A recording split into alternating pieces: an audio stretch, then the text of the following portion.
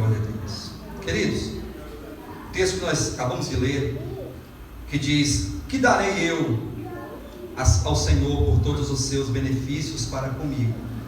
É um texto bastante importante, bastante interessante, e que muito me chama a atenção, me chama a nossa atenção, porque se nós observarmos, fizemos aqui uma breve reflexão, uma auto-reflexão, cada um refletir sobre a sua vida, nós vamos chegar a uma conclusão de que servir a Deus é uma questão de fé. Amém? Não fé naquilo que nós podemos fazer para Ele, não fé naquilo que podemos produzir para Deus, mas fé naquilo que Ele realizou e está realizando em nós. Fé em declarar a verdade do Evangelho sobre as nossas vidas. Então a vida cristã é baseada nesse contexto de fé. No entanto, esta fé da qual me refiro, que é essa certeza, que é essa maneira que temos, que encontramos de afirmar no coração e ter essa certeza, como o próprio texto lá de Hebreus capítulo 11, versículo 1 diz que a fé é a certeza, é a firme convicção, é o firme fundamento das coisas que se esperam, e a fé também é a convicção de fatos, né? Fatos, coisas passadas. Mas esta certeza, esta convicção, não pode ficar apenas no campo da certeza e da convicção, porque como o próprio Tiago diz em sua carta, e ele declara que a fé ela tem que ser viva.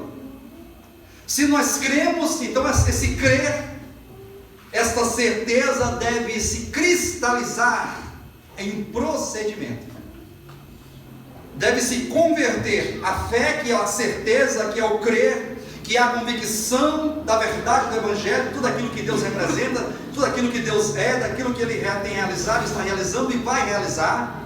Essa fé ela tem que se cristalizar, ela tem que se transformar em uma atitude. Portanto, Tiago fala de uma fé viva, de uma fé proativa, de uma fé que ela se movimenta, não é uma fé estática, para ficar só olhando para o alto, e como se Deus estivesse muito distante, morasse num mundo muito distante, e se Deus é tão poderoso, e aí fica tudo nisso, você aqui, Deus lá. E o Evangelho não propõe isso, o Evangelho propõe que nós caminhemos com Deus, que nós o sirvamos, que nós o amemos, que nós amemos uns aos outros, e que nós possamos a cada dia neste amor praticar, viver e experimentar a palavra de Deus nas nossas vidas. Isso requer atividade, requer um comportamento. No entanto, não podemos pensar que esse comportamento é qualquer comportamento. O texto diz: que darei ao Senhor por todos os seus benefícios. O que eu posso fazer para Deus? Olha como que é uma questão de fé e de atitude aqui, ó. Olha como está ligada a questão da disposição. Dar ao Senhor algo pelos seus benefícios é uma questão de atitude, sim ou não? Amém, queridos? Amém. É questão de movimentar-se, é uma questão de atitude, de posicionamento, de disposição, de dar ao Senhor alguma coisa por todos os seus benefícios. Aí vamos agora analisar quais são os benefícios de Jesus, né? Do Senhor por nós. Nós temos ali Efésios capítulo 1, versículo 3, quando diz assim o texto: bendito Deus e Pai do nosso Senhor Jesus Cristo, que nos tem abençoado com toda sorte de bênção espiritual nas regiões celestes em Cristo Jesus. Aqui está o texto. Bendito Deus e Pai do nosso Senhor Jesus Cristo, o qual o Pai nos tem abençoado com toda sorte de bênção espiritual nas regiões celestiais em Cristo Jesus.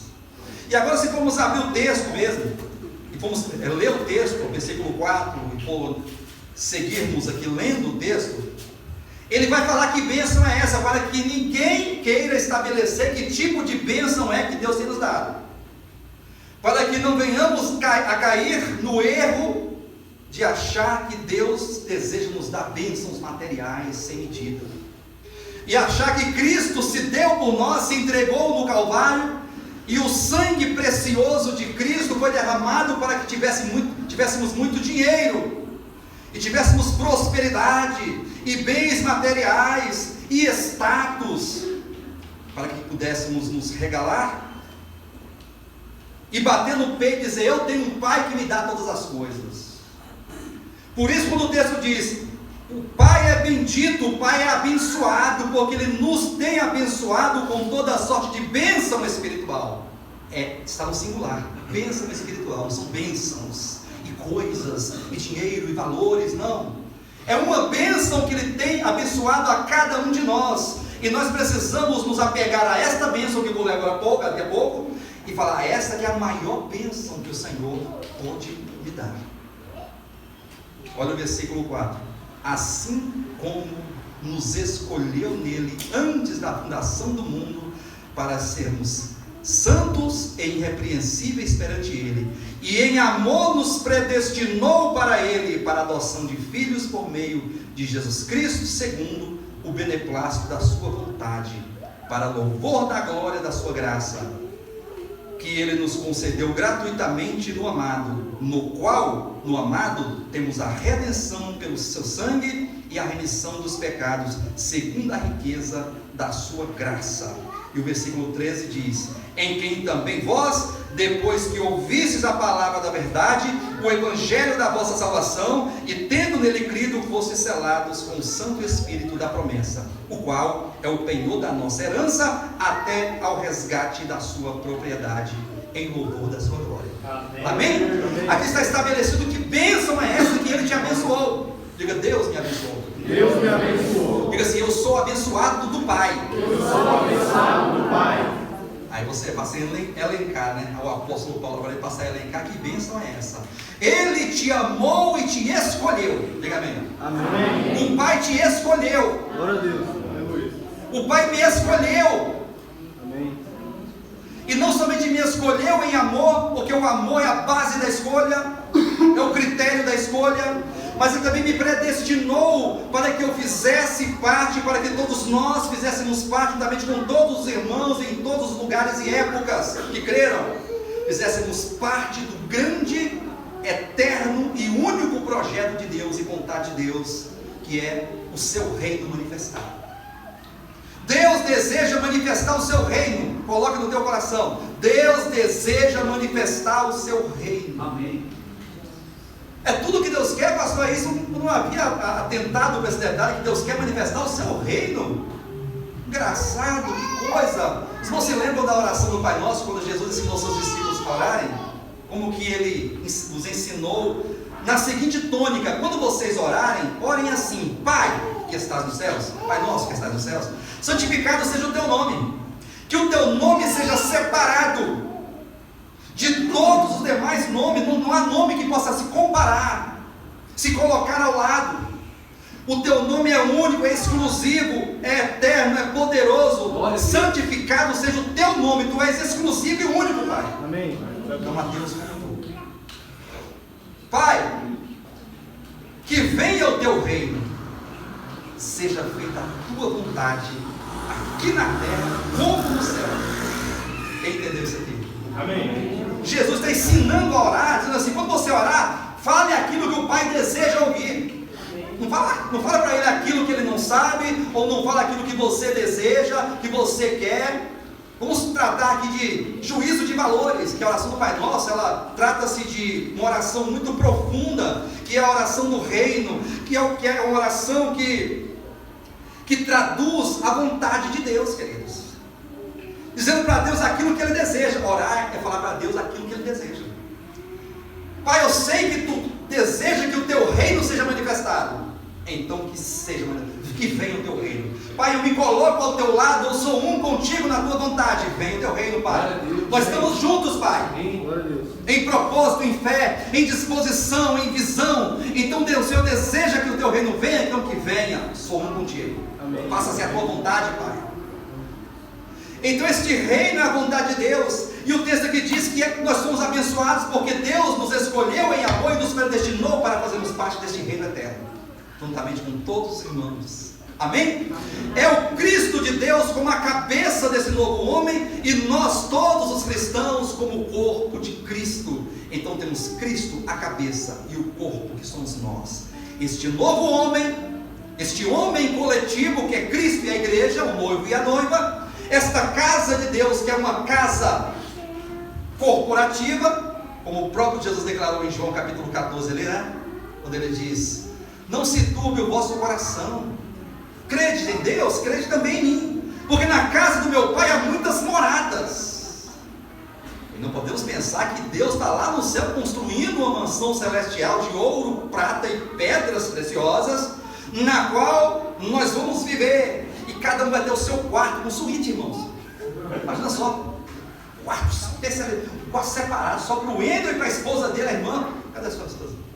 Está lá na sala, irmã Stephanie, casal está aí, casal abençoado, Deus. E eles vão ter um quarto lá no céu, pensa, coisa chique. Não, esse texto fala de uma casa espiritual. É a casa de Deus, que é a igreja do Deus vivo, coluna e baluarte da verdade. Amém. Que somos nós. Portanto, a casa é uma e composta de muitas moradas. Diga: eu sou morada de Deus. Olha só a bênção que Deus tem nos abençoado. Deus nos escolheu para fazer parte dessa casa espiritual, para fazer parte do seu reino, nos predestinou e agora Ele nos comprou pelo sangue de Jesus. Olha só. Então, a ação do Pai foi nos escolher e nos predestinar para este fim, para fazer parte deste novo homem, deste reino celestial, desta casa espiritual. Aí, qual o papel de Jesus agora? Olha o versículo 7, no qual aqui é, retomando o amado do versículo 6, que nos concedeu gratuitamente no amado, aí, no qual, no amado, temos a redenção pelo seu sangue, a remissão dos nossos pecados.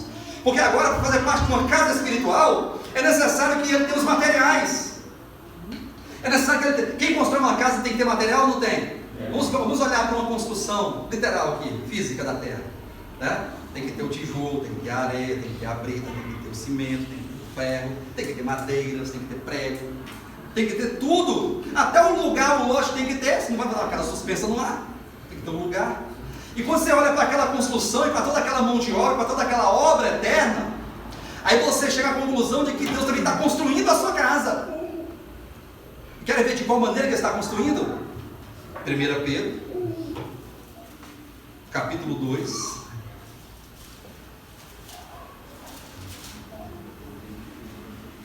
versículo 4 em diante.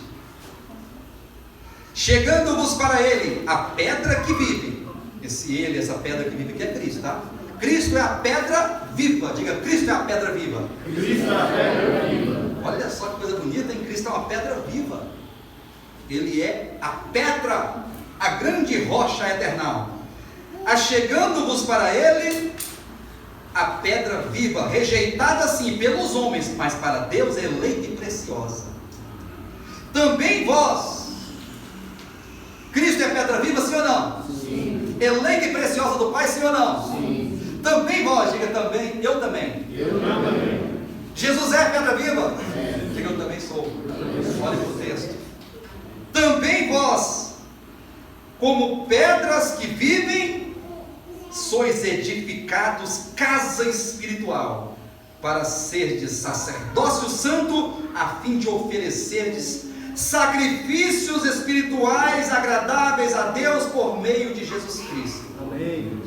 Somos pedras ou não somos pedras? Somos. E juntamente com Cristo e com todos os irmãos, essa grande quantidade de pedras, nós constituímos um material adequado para a construção de uma casa espiritual, sim ou não? Sim. Mas para oferecer sacrifício. Opa, para oferecer sacrifício? Então esse versículo aqui está concordando com o primeiro versículo que lemos, quando fala: que darei eu ao Senhor em troca de todos os seus benefícios. Eu sabia que eu tinha que fazer um sacrifício para Deus. Eu sabia que eu tinha que fazer um sacrifício para Deus. E eu quero falar para vocês aqui agora, neste momento. Deus nos abençoou com toda sorte de bênção espiritual, sim ou não? Sim. Ele nos escolheu e nos predestinou. O Pai nos escolheu e nos predestinou. O Filho nos redimiu, nos comprou com seu sangue, nos constituiu materiais apropriados para essa obra, para essa casa que está sendo edificada. E o Espírito Santo, conforme Efésios 1, versículo 13, é aquele que selou cada um de nós, com selados. Hoje pertencemos a Deus, porque temos o selo de Deus, que é o próprio Deus habitando o nosso espírito. Somos casa de Deus. Ele habita em nós.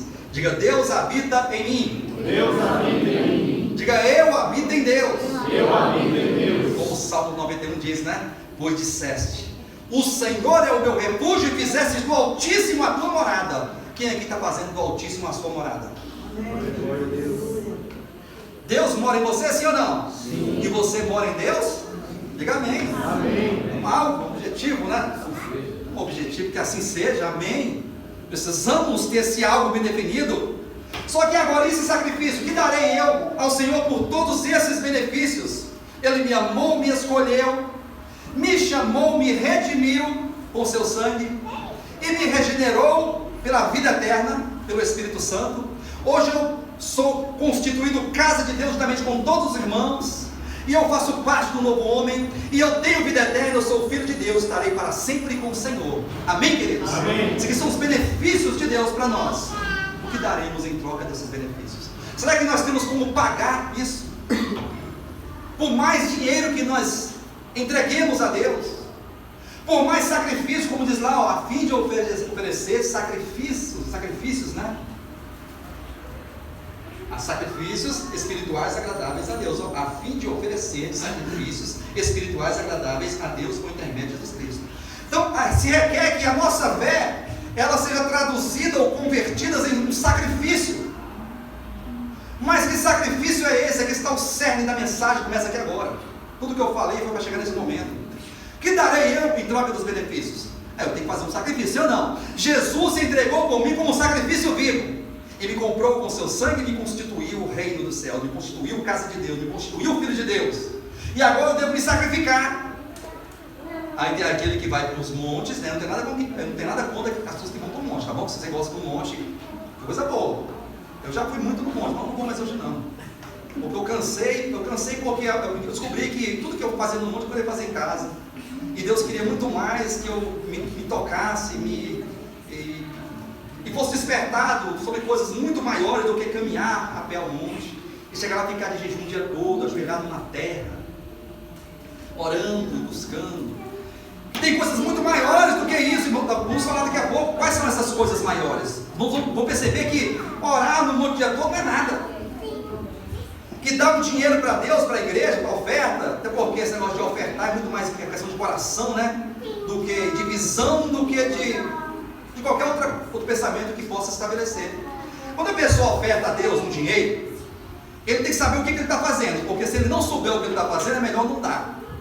Porque seria melhor se ele fosse gastar aquele dinheiro comendo pizza, fazendo qualquer outra coisa. Porque Deus não quer dinheiro, e Deus não precisa de dinheiro. Deus é eterno, Deus ele é altíssimo, e no entanto ele precisa que a sua obra aconteça. E agora, descobrindo qual é a obra de Deus, o que ele deseja fazer, o que ele está fazendo, aonde ele quer chegar, você entendeu a causa de Deus, você entendeu a razão da tua existência como cristão. Agora você contribui com a visão de que cada dinheiro que entra é para o progresso e para o bom andamento do serviço a Deus. Serviço esse que vai viabilizar a obra de Deus. Tá bom, irmãos? Então, o que é esse serviço aqui agora? Agora eu estou prestando um serviço, sim ou não, neste momento? Então, se eu estou falando aqui ao microfone, estou prestando um serviço. E vocês estão ouvindo, prestando um serviço, sim ou não? Estamos todos aqui prestando um serviço a Deus. Esse serviço é para viabilizar a obra dele. Cada vez que nós vimos a este lugar, e oramos, e ofertamos, e declaramos, e ouvimos, e louvamos, esse conjunto de coisas que fazem parte da vida cristã, nós estamos aqui para viabilizar a obra de Deus, que somente Ele realiza. Homem nenhum realiza a obra de Deus. É a edificação da casa. A casa é espiritual. Como é que eu vou edificar uma casa espiritual? Cadê a casa? A casa são os irmãos. Então eu vou edificar você. Mas aí, fazer o quê? Deixa eu cutucar, puxar a orelha. O que tem que fazer? Bora, irmão, levanta, pula. Vamos edificar a casa. Como é que é isso? Não é material, não é exterior, não é física. É uma construção interior na alma e no coração. A edificação da casa de Deus consiste em uma obra na minha mente, no meu coração. É uma questão de reverter o processo da queda. E para tanto precisamos entender o que foi a queda. Se nós não entendemos o que aconteceu na queda, não vamos saber o que é salvação nunca. Porque a salvação consiste no processo reverso da queda. E a queda foi o simples fato de um ser espiritual, de um querubim na eternidade passada, ter desprezado a Deus, ter afrontado a Deus, ter rejeitado o governo do Altíssimo e querer estabelecer o seu próprio reino, o seu próprio governo, o seu próprio trono. Então o princípio da queda é afastar-se de Deus. O princípio da queda é não querer Deus, é desprezar o Altíssimo. Esse é o princípio do pecado. Isso aqui é o cerne, o começo do pecado original.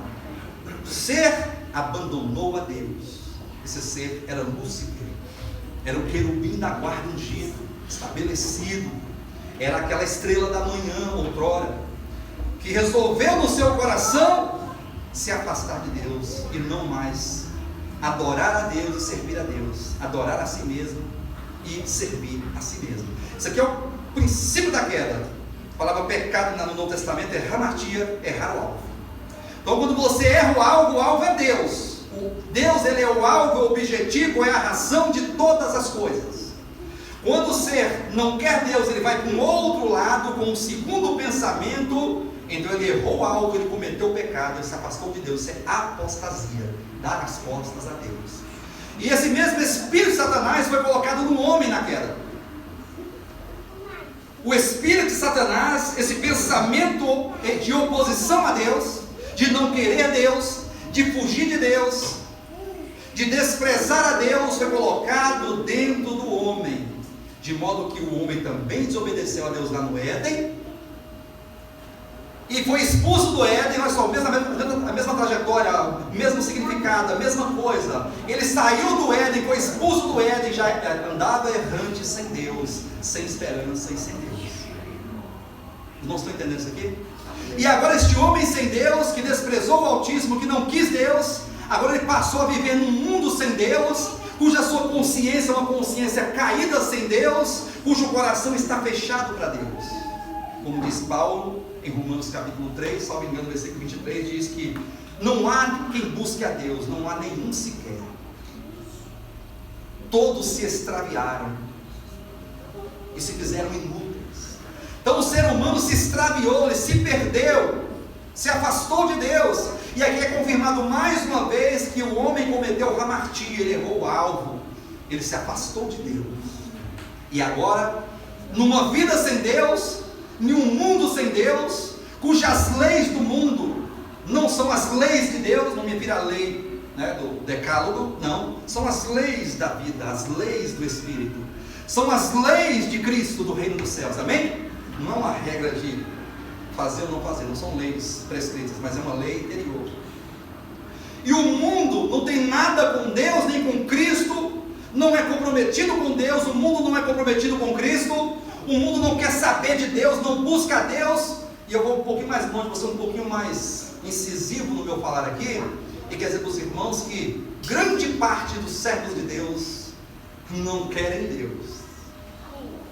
É forte falar, é duro, né? Pastor, mas os templos estão lotados, as catedrais estão lotadas, as passeatas e carreatas, e tudo por Cristo, e a praia está lotada. E se você entrar num templo hoje, no domingo pela manhã ou à noite, você vai ver os templos lotados, e as campanhas estão lotadas, as pessoas não param, aquela coisa frenética religiosa. Aí eu pergunto, será que estão lotando templos porque entenderam a vontade de Deus, porque buscam agradar o coração de Deus, ou porque buscam agradar os seus próprios corações e correm e buscam e investem pelas suas próprias vontades e projetos humanos? Será que as campanhas que não param, as liquidações no seio da igreja de Jesus Cristo, está falando de Deus, está falando daquilo que o homem precisa?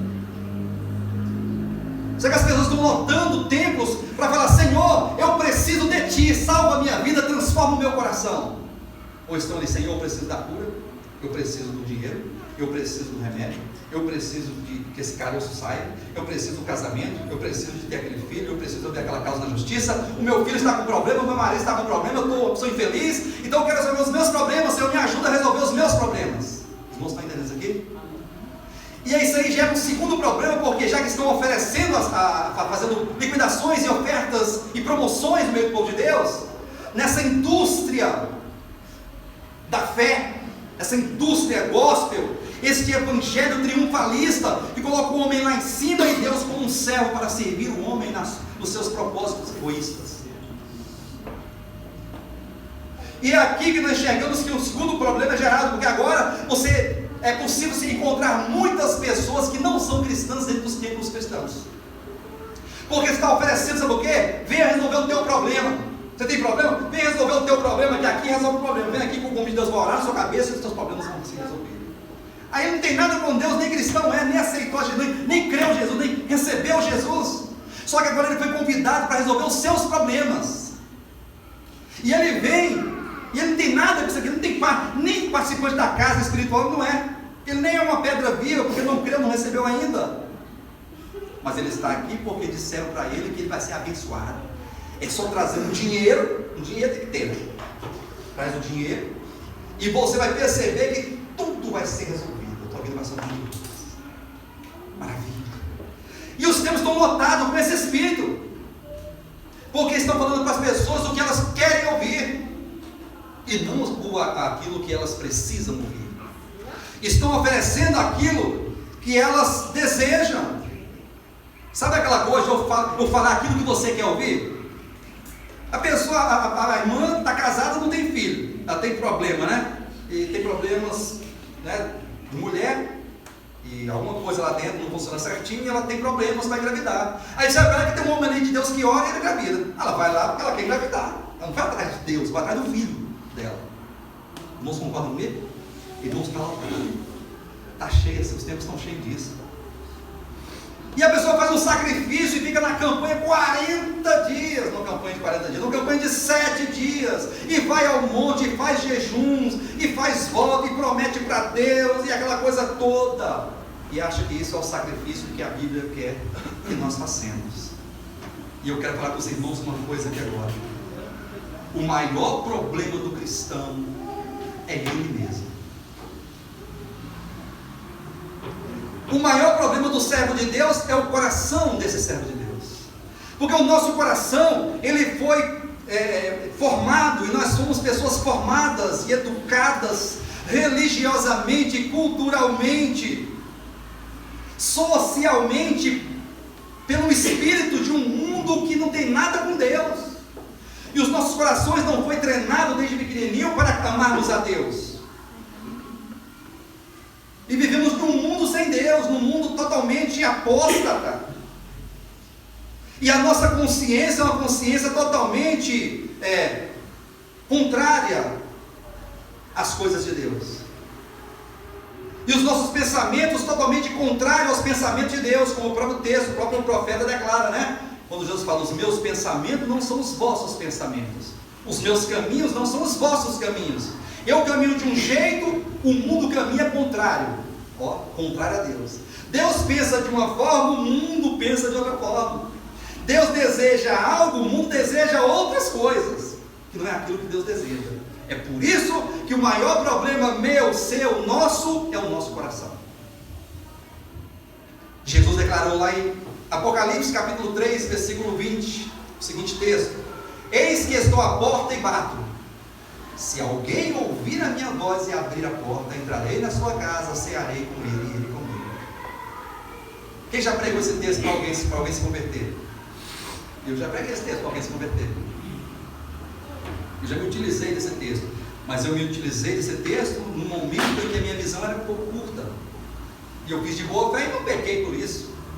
Pastor, mas e é errado pegar esse texto e falar para uma pessoa lá de fora do mundo que Deus está batendo a porta do coração dele, que se ele abrir a porta, Deus vai entrar na vida dele, vai transformar. É errado? Não é errado. Você pode aplicar, usar esse texto emprestado para aplicá-lo desta forma.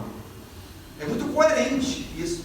No entanto, o texto não está falando disso, porque o texto é muito claro quando Jesus disse: eis que estou à porta e bato. Se alguém ouvir a minha voz, esse bater da porta aqui é a palavra que nós ouvimos, tá? Nessa manhã o Senhor está batendo na porta do nosso coração. Amém.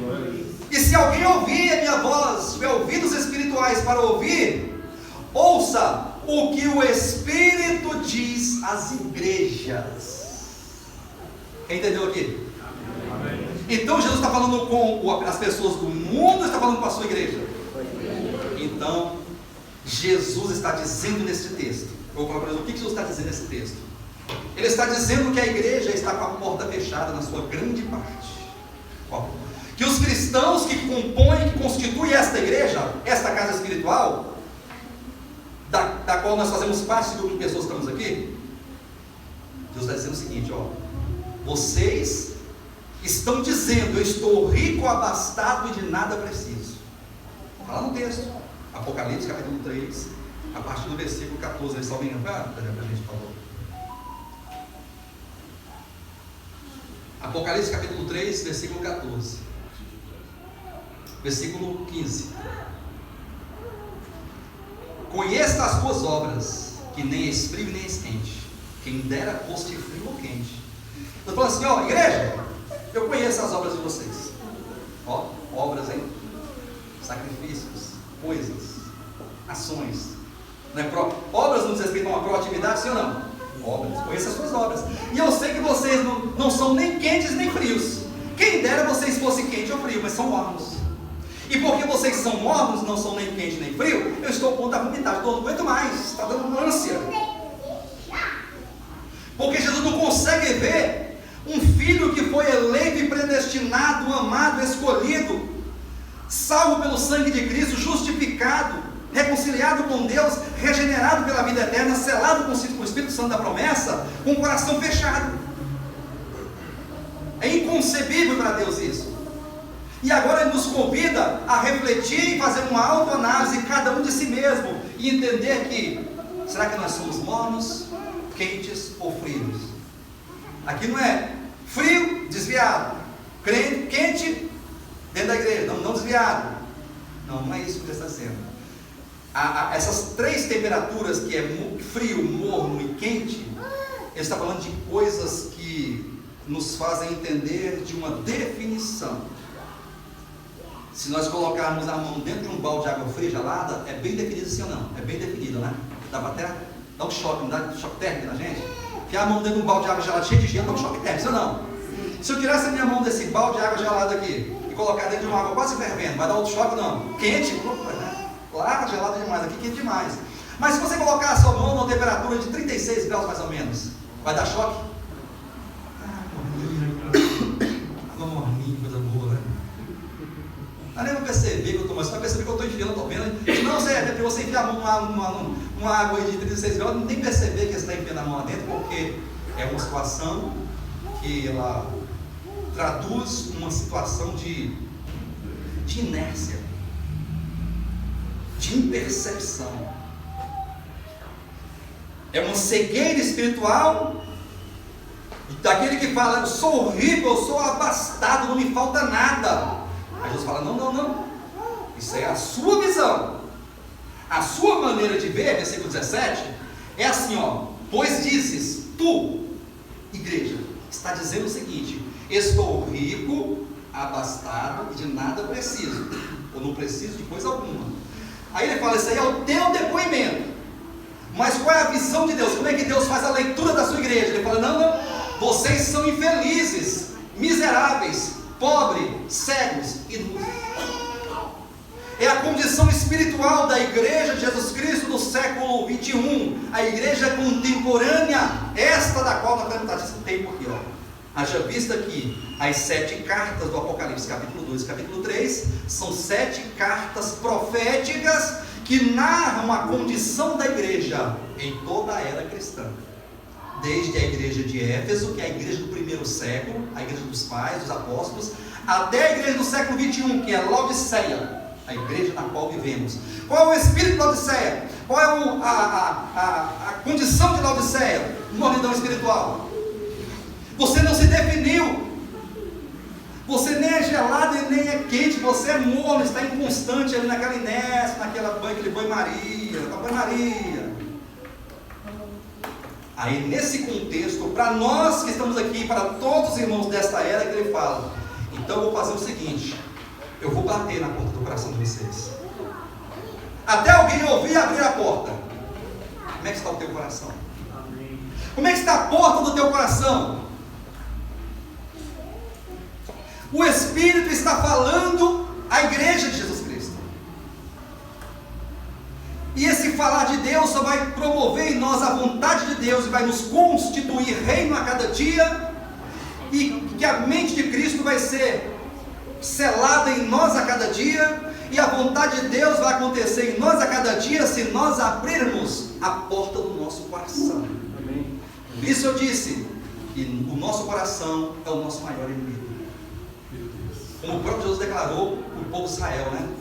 Este povo estão certinho, como disse o profeta Isaías: este povo me honra com os lábios e o coração está longe de mim. O pecado de mim. Olha o pecado aqui, ó. Honrar com os lábios e o coração está longe de Deus. Isso aqui é apostasia, isso aqui é hamartia, isso aqui é harual, isso aqui é pecado. Antes de ficarmos olhando para as coisas e atribuindo às coisas pecado, isso é pecado, aquilo é pecado, a cor desse cabelo é pecado, o tamanho dessa unha é pecado, a cor dessa unha é pecado, comer isso é pecado, fazer aquilo é pecado, ouvir aquilo é pecado, aquele lugar ali é pecado, lá não é pecado, vai vir para cá. Essa bebida é pecado, aí fica você atribuindo as coisas ao pecado, e não sabendo de nós que o pecado está dentro de nós, que é esse espírito de fechar o coração, de não ouvir a voz de Deus. Que darei eu ao Senhor por todos os seus benefícios? Que sacrifício eu vou fazer para que o Senhor possa se agradar de mim? Eu quero convidar os irmãos a abrirem em Provérbios capítulo 23, e com esse texto eu vou encerrar a mensagem. Provérbios capítulo 23, versículo 26. Fazer uma dinâmica com os irmãos aqui, tá? Essa fileira do Franklin para cá vai declarar o primeiro versículo: que darei ao Senhor por todos os seus benefícios. É uma pergunta, tá bom? E esse aqui vai responder a pergunta. Tá bom assim? Porque a resposta de Deus, quando você pergunta para Ele: Senhor, o que eu posso te dar por todos os teus benefícios? Que darei ao Senhor por todos os seus benefícios? Leia comigo. Dá-me, filho meu, o teu coração, os teus olhos serão os teus caminhos. Amém. Glória a Deus. Glória a Deus. Filho, você quer fazer alguma coisa por mim? Então me dá o teu coração. Amém. Glória a Deus. Porque o coração do cristão é a pior coisa, porque o ser humano é ruim. O ser humano é uma coisa difícil, o ser humano é uma coisa a ser estudada, sabe? A ser entendida. É a ser entendido. Porque eu falo para vocês aqui: o indivíduo é ruim. O cristão, na maior parte, grande parte do tempo, ele é político. E ele vive politicamente, na sua casa, com sua esposa, com seus filhos, na vizinhança. É um viver político, de aquela coisa, sabe? O que é política? Política não é um jogo do interesse? Não é aquela coisa, não é arte da negociação, sim ou não? Política é negociação, é interesses. E as pessoas vivem uma espécie de um jogo de interesse com Deus e com as pessoas. As pessoas choram com Deus. Ah, Senhor, se tu me desse isso aqui. Ah, se Deus me desse aquilo. Ah, se eu fosse abençoar. Meu Deus me abençoa. Se o Senhor me abençoar, eu vou fazer isso, aquilo, outro. Negociando com Deus. E como eu disse agora há pouco, os tempos lotados de pessoas buscando coisas materiais. E um coração materialista e um espírito consumista deste mundo. Irmão, cuidado se você tem um espírito consumista, por mais que você tenha dinheiro. Porque aqui não é a questão de ter dinheiro ou não ter dinheiro. Esse espírito consumista, de não poder ver nada, materialista, capitalista, que te afasta de Deus e das pessoas. O espírito do mundo afasta-nos de Deus e das pessoas. Quando ele diz: dá-me, filho teu, o teu coração, eu estou batendo a porta do teu coração. E dar o coração para Deus é abrir a porta. Como nós precisamos de abrir o nosso coração. Como nós precisamos de nos render a Deus. Porque dar o coração aqui é render-se a Deus. É parar de brigar com Deus, de lutar contra Deus. É ouvir a voz de Deus e falar: Senhor, amém. Que assim seja, Senhor. conforme a oração do Pai Nosso, que eu citei agora há pouco, né? Pai nosso que estás no céu, santificado seja o teu nome, venha a nós o teu reino, seja feita a tua vontade. Como o próprio Jesus declarou lá no Getsemane, né? Lá na noite que foi traído, ele estava ali naquele sofrimento, naquela angústia tamanha que o seu suor se transformou em gotas de sangue e ficava na terra. Senhor, o suor virou sangue. E ele declarou aos discípulos: minha alma está profundamente triste até a hora da morte. E ele orava ao Pai e dizia: Senhor, se possível, passa de mim esse cálice. Ali é um homem, ali é o sentimento humano, irmãos. Jesus era um homem, e sendo Deus também, ele já sabia o que ele ia passar. Ele conhecia a trajetória da via dolorosa, ele conhecia cada passo de sua paixão, do seu sacrifício, da obra de redenção, cada tapa que ele ia levar, cada açoite, cada cuspida, cada rejeitada, cada zombada dele, tapas no rosto, os pregos que entraram na sua mão, no seu pé, a furada aqui do lado, a coroa de espinho, as pauladas que ele recebeu. Tudo isso é muito forte, é muita coisa para um só. Então, se for possível, passa de mim esse cálice, Senhor. Mas uma coisa eu te falo, Pai, que não seja feita a minha vontade, sim a tua vontade. Glória a Deus. Ele clama como homem, mas como homem ele devolve ao Pai: a minha vontade não, Pai, a tua vontade. Glória a Deus. Isso aqui é o maior exemplo de alguém que entregou o coração ao Pai. Por isso devemos ter o mesmo Espírito de Cristo e o mesmo sentimento que houve também em Cristo Jesus. E precisamos entender que a obra que Deus realiza em nós é uma obra eterna, espiritual, interior, na alma e no coração.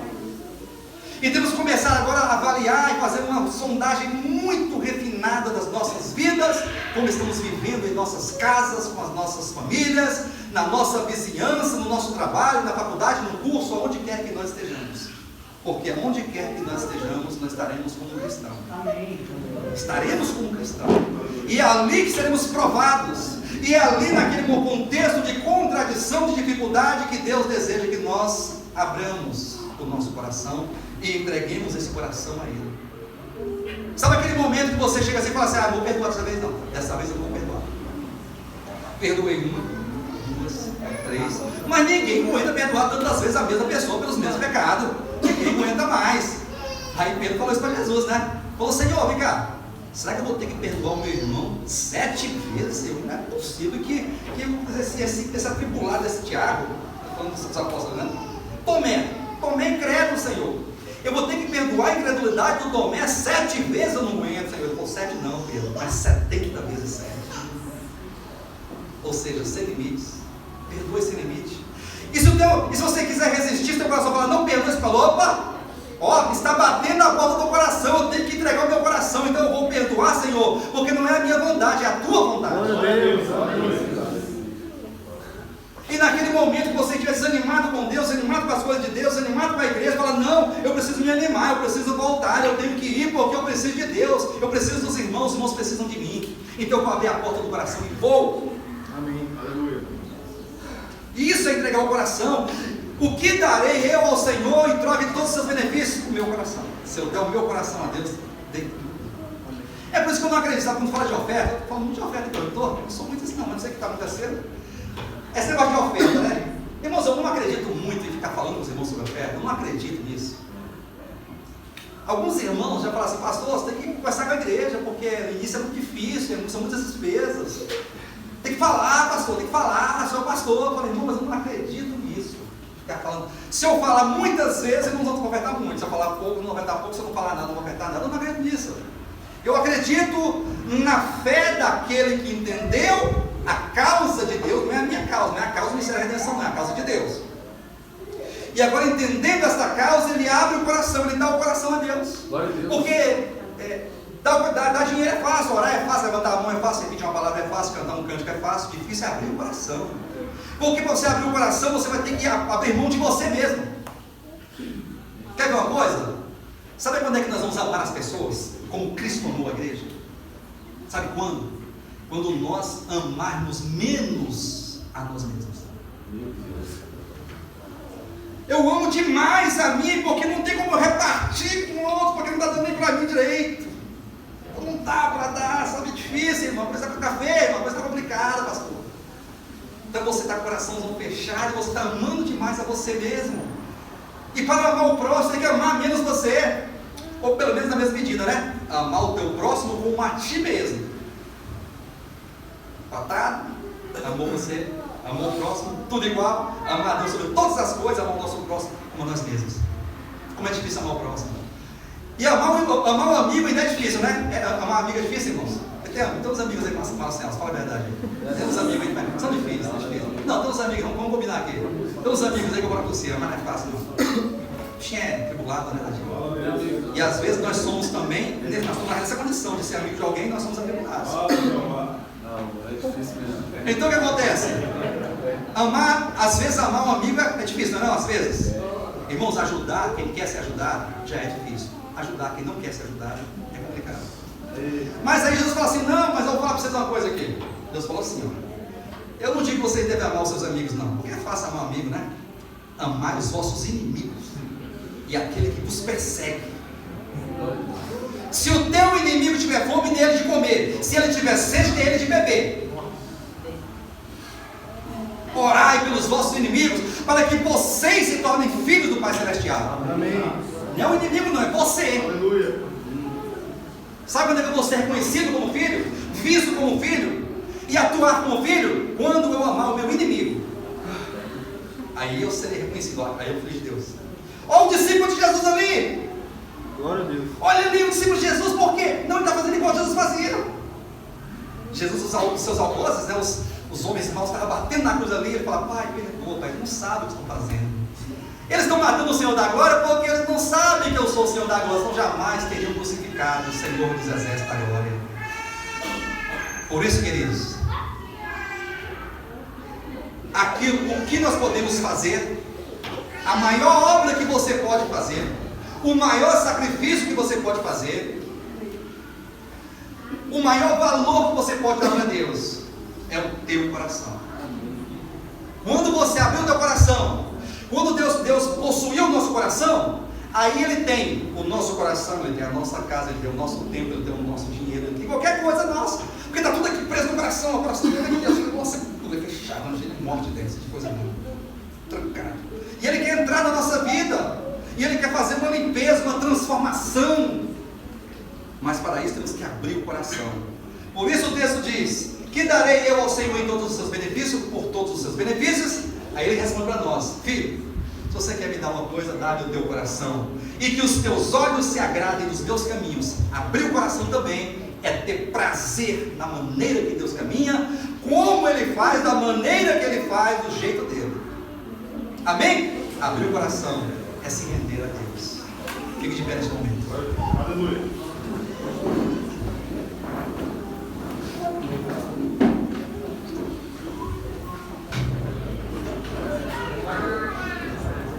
Feche seus olhos e vamos orar a Deus em nome de Jesus. Pai Santo, nós te adoramos neste momento e rendemos a Ti toda a honra e toda a glória. Tu és o nosso Deus, Tu és a nossa vida. E nós estamos reunidos aqui nesse lugar, Ministério Redenção, para declarar ao Senhor que nós precisamos de Ti. Nós queremos o Senhor, nós precisamos de Ti. O Senhor é a nossa esperança, o Senhor é o nosso alvo. Cristo é o nosso objetivo, Pai. Nós queremos Jesus. E nós nos curvamos diante da Tua palavra. E colocamos nossos corações diante de Ti, porque o Senhor conhece cada coração aqui nessa manhã presente. Não tem como esconder o nosso coração, esconder os nossos sentimentos, porque o Senhor sabe dos nossos pensamentos, e antes que as palavras saiam de nossas bocas, o Senhor conhece todas elas. O Senhor conhece o nosso deitar, o nosso levantar, o nosso agir. O Senhor nos conhece de todas as formas, nos cerca por detrás e por diante. Então, Senhor, vê se há em nós algum caminho mau, sonda o nosso interior e nos revela, ó Deus, todo o mal que há em nós e nos guia no caminho eterno. Cumpre em nós a Tua vontade, realiza a Tua vontade na minha vida e na vida de cada um aqui presente, custe o que custar, Pai. Promova em nós a Tua vontade, os Teus desígnios.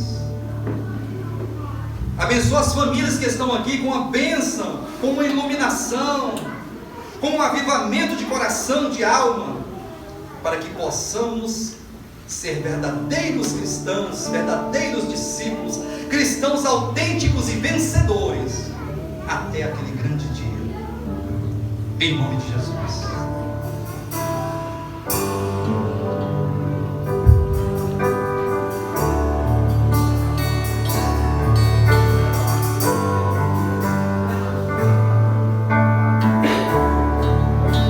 Tu és minha vida, Jesus, és meu amigo.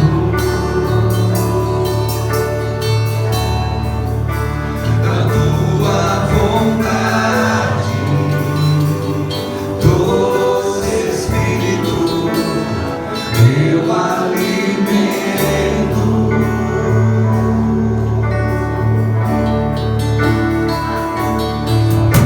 Sem ti não há valor em mim.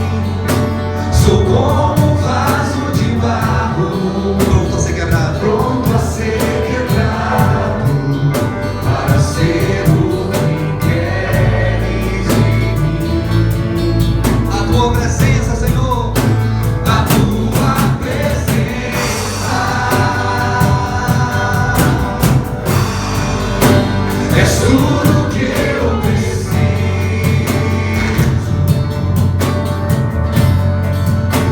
A tua presença é o meu maior valor. Peça a Ele.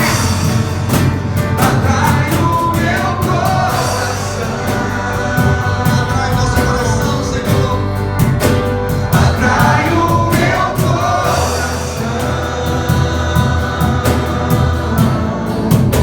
És tudo que eu quero. Diga para Jesus: atrai meu coração. Fale com paz celestial. Atrai o meu coração. Atrai o meu coração.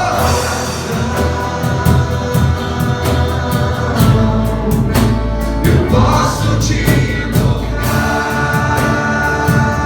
Eu posso te tocar, posso te tocar. Nós podemos te tocar nesta manhã, Senhor. O Senhor atrai o nosso coração, atrai o meu coração. Espírito Santo de Deus, desperta o teu povo, desperta os cristãos, desperta a tua igreja, Pai Celeste.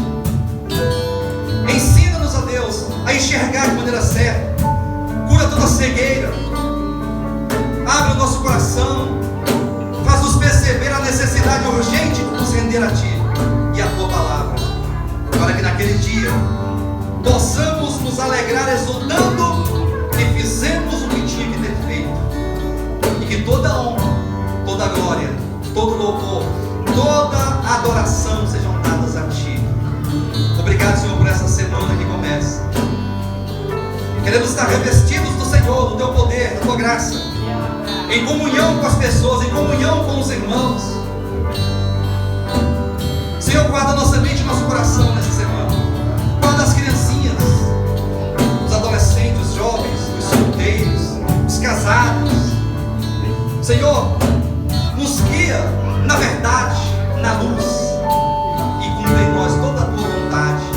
Obrigado por esta manhã, e obrigado por cada pessoa aqui presente, cada família representada. Obrigado pelos irmãos que estão nos visitando. Que o Senhor possa nos abençoar e nos despedir em paz agora, cada um para suas casas.